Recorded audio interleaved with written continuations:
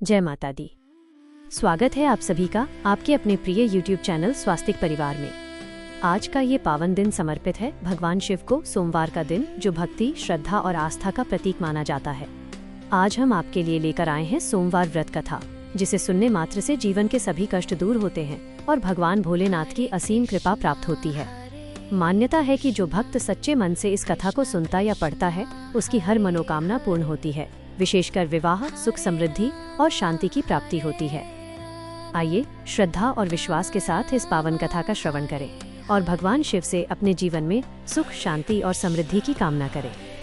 कहा गया है कि आज के दिन जो भी भक्त श्रद्धा और भक्ति से सोमवार का व्रत करके शिवलिंग पर गंगा जल, दूध, बेलपत्र, धतूरा और अक्षत चढ़ाकर शिव जी का पूजन करके कथा का श्रवण करता है, उसके सभी कष्ट दूर हो जाते हैं और जीवन में संतान, सौभाग्य और अंत में मोक्ष की प्राप्ति होती है। कथा से पहले हम सभी भगवान का ध्यान करते हैं। हे भोलेनाथ, आप कैलाशपति हैं, माता पार्वती के प्रियतम हैं, कार्तिकेय और गणेश जी के पिता हैं। आप ही महाकाल हैं और आप ही जगत के पालनहार। आपके चरणों की वंदना करने मात्र से जन्म जन्मांतर के पाप नष्ट हो जाते हैं। हे देवाधिदेव महादेव, इस पावन सोमवार व्रत में हम संपूर्ण मन, वाणी और कर्म से आपका ध्यान कर रहे हैं। हम सभी पर अपनी कृपा दृष्टि बनाए रखें, हमारे जीवन से अज्ञान और अहंकार का नाश करें और हमें धर्म, अर्थ, काम और मोक्ष की सिद्धि प्रदान करें। ओम नमः शिवाय। एक बार किसी नगर में एक साहूकार था। उसके घर में धन की कोई कमी नहीं थी, लेकिन कोई संतान न होने के कारण वो बड़ा दुखी था। संतान प्राप्ति के लिए वो हर सोमवार को व्रत रखता था और पूरी श्रद्धा के साथ शिव मंदिर जाकर पूजा किया करता था। उसकी भक्ति देखकर एक दिन माँ पार्वती प्रसन्न होकर भगवान शिव से साहूकार की मनोकामना पूर्ण करने का निवेदन करती हैं।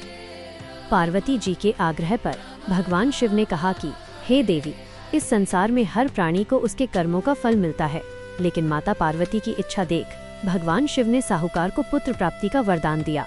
साथ ही यह भी बताया कि यह बालक केवल 12 वर्षों तक ही जीवित रहेगा। साहूकार इस संवाद को सुन रहा था, इसलिए उसे न तो खुशी हुई और न ही कोई दुख। वो पहले की तरह ही शिव जी की पूजा करता रहा। कुछ समय बाद साहूकार के घर पुत्र का जन्म हुआ। जब वो बालक 11 वर्ष का हुआ तो उसे पढ़ने के लिए काशी भेज दिया गया। साहूकार ने उसके मामा को बुलाकर बहुत सारा धन दिया और कहा कि रास्ते में यज्ञ कराते जाना और ब्राह्मणों को भोजन दक्षिणा देते हुए जाना। रास्ते में एक नगर पड़ा जहाँ के राजा की कन्या का विवाह था। जिस राजकुमार से विवाह होने वाला था वो एक आंख से कान्हा था। राजकुमार के पिता ने सच छुपाने के लिए साहूकार के पुत्र को दूल्हा बनाकर विवाह करा दिया। साहूकार का पुत्र ईमानदार था। उसने राजकुमारी के दुपट्टे पर लिख दिया कि तुम्हारा विवाह तो मेरे साथ हुआ है, लेकिन जिस राजकुमार के संग तुम्हें भेजा जाएगा वो कान्हा है। राजकुमारी ने जब ये पढ़ा तो उसने विदा होने से मना कर दिया और बारात वापस चली गई। उधर साहूकार का पुत्र और मामा काशी पहुंचे और यज्ञ किया। जिस दिन बालक 12 वर्ष का हुआ उस दिन भी यज्ञ का आयोजन था। बालक की तबीयत बिगड़ी और वो अंदर जाकर सो गया, जहां उसके प्राण निकल गए। मामा ने विलाप करना शुरू किया। तभी वहां से गुजर रहे भगवान शिव और माता पार्वती ने उसे देखा। माता पार्वती के पुनः आग्रह पर भोलेनाथ ने बालक को जीवित होने का वरदान दिया। शिव जी की कृपा से वह लड़का पुनर्जीवित हो गया। शिक्षा पूरी कर वह लड़का मामा के साथ वापस लौटा। रास्ते में उसी नगर में ससुर ने उसे पहचान लिया और अपनी पुत्री को धूमधाम से विदा किया। इधर साहूकार और उसकी पत्नी ने प्रण कर रखा था कि यदि बेटा वापस नहीं आया तो वे भी प्राण त्याग देंगे। बेटे को जीवित और विवाहित देखकर उनकी खुशी का ठिकाना न रहा। उसी रात भगवान शिव ने स्वप्न में आकर कहा कि हे श्रेष्ठी, मैंने तेरे सोमवार व्रत और कथा सुनने से प्रसन्न होकर तेरे पुत्र को लंबी आयु दी है। सोमवार व्रत की महिमा अपार है। इसी संदर्भ में एक और प्रेरक प्रसंग आता है। एक बार देवराज इंद्र ने नाराज होकर 12 वर्षों तक वर्षा न करने का निर्णय लिया और कहा कि अब किसान फसल नहीं उगा सकेंगे। इंद्र ने शर्त रखी कि यदि भगवान शंकर अपना डमरू बजा देंगे तभी वर्षा होगी। इंद्र ने गुप्त रूप से शिव जी से भी आग्रह किया कि वे डमरू न बजाएं। जब किसान शिव जी के पास पहुंचे तो उन्होंने भी कह दिया कि डमरू 12 वर्षों बाद ही बजेगा। सभी किसान निराश होकर बैठ गए, लेकिन एक किसान नियमित रूप से अपने खेत में मेहनत करता रहा। अन्य किसान उसका मजाक उड़ाने लगे कि जब बारिश होनी ही नहीं है तो मेहनत क्यों कर रहे हो। उस किसान ने उत्तर दिया कि मैं ये काम अभ्यास के लिए कर रहा हूँ ताकि 12 साल बाद मैं खेती करना और हल चलाना न भूल जाऊँ। माता पार्वती ने ये सुना तो उन्होंने शिवजी से कहा कि प्रभु, कहीं ऐसा न हो कि आप भी 12 वर्षों तक डमरू न बजाने के कारण इसे बजाना ही भूल जाएं।